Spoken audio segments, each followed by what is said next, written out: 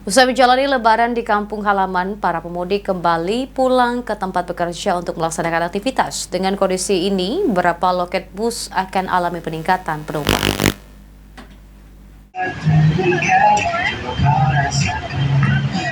Antusias para pemudik setelah hari lebaran sangat terlihat saat pemudik akan kembali ke tempat bekerja menggunakan bus ke beberapa daerah di Pulau Jawa seperti Semarang dan Surabaya. Sampai saat ini, menurut admin loket PO Bus Handoyo, jumlah penumpang alami peningkatan sampai 80%.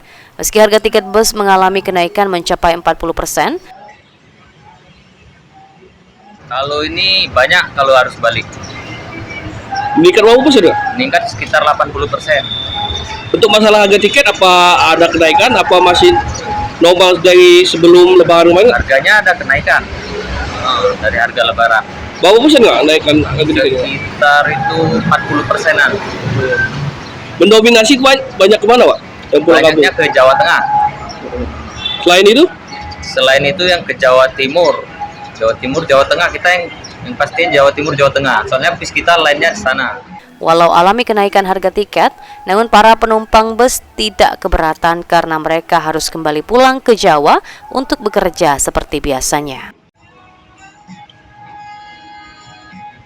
Ini setelah lebaran ini kita nih pulang apa gimana, Kak? Oh iya, jadi dalam acara mudik habis ke jalur, sekarang mau pulang ke Jawa. Berarti asli dari Jawa, Kak? Ya? Asli dari Jawa.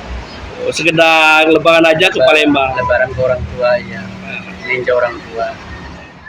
Transportasi bus sendiri menjadi transportasi favorit warga selain dengan menggunakan pesawat terbang. Idham, PAL TV.